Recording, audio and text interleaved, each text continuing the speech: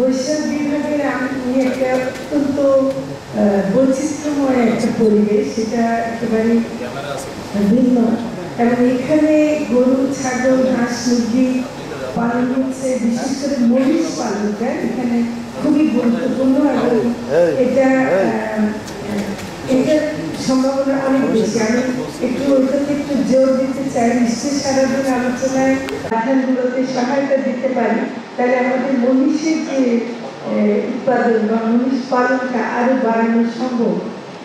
এবং মহিষের দই, আমি যেটা জানলাম যে আমাদের মহিষের দই একটা জিআই পণ্য হিসেবেও স্বীকৃত, এবং সেই জিআই পণ্যকে আমরা ব্র্যান্ডিং করতে চাইলে বা আমরা এটা আন্তর্জাতিক বাজারেও আমরা যদি নিতে চাই, তাহলে এটা কিন্তু আরো বাড়াতে হবে।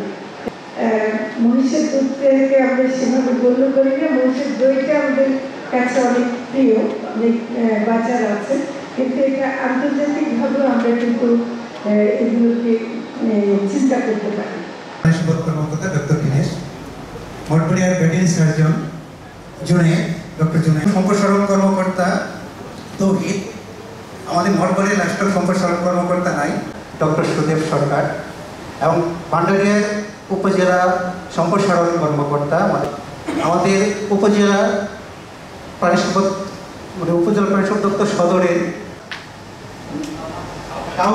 কাউখালী ডক্টর সুমা সরকার, এবং কাউখালী স্যার এখানে আছে ডক্টর রাজা। এই মোটামুটি আমাদের স্যার 7টা উপজেলা 7টা উপজেলা সবটি আমাদের কর্মকর্তা। আমি ডাক্তার নাসিরুদ্দিন আহমেদ, উপপরিচালক জেলা কৃষি পণ্য।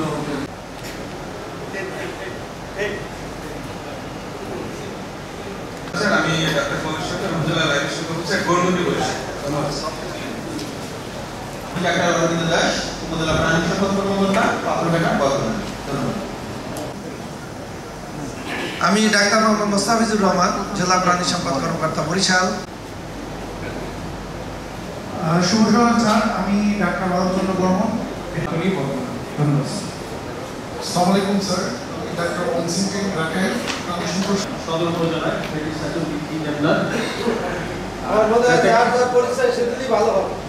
কিন্তু বরিশালের একটা